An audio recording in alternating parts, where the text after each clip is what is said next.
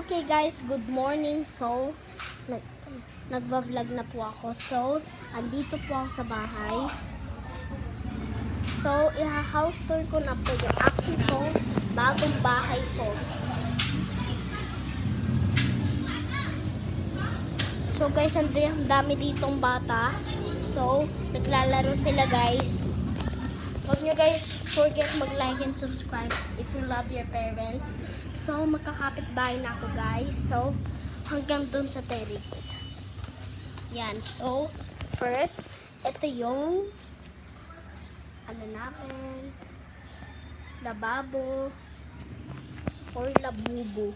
Ito yung water dispenser namin. So, ito yung namin. So, nakaano kasi yun dito kasi baka masira.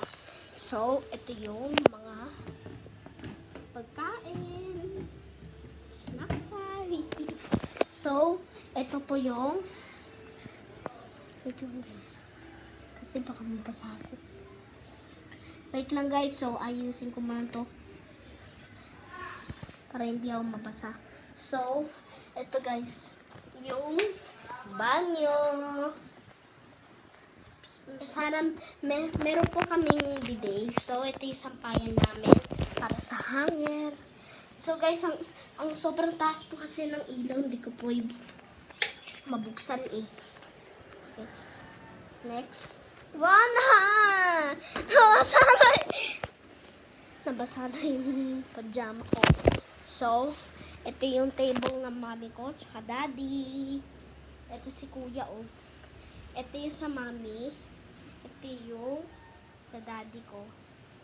So, ito yung higaan namin. Ay, ang sarap. So, guys, nanonood ako. Ayan. So, ito yung extension namin para ilalagay. So, ito yung mga laruan ko sa storage. Woo! So, ito yung mga lalagyan ko na paninda. So, madami kasi nakalagay eh. So, ito yung mga damit namin. Tapos, ito yung lamesa. Pero guys, namin, tinitiklik namin. So, guys, wait lang guys.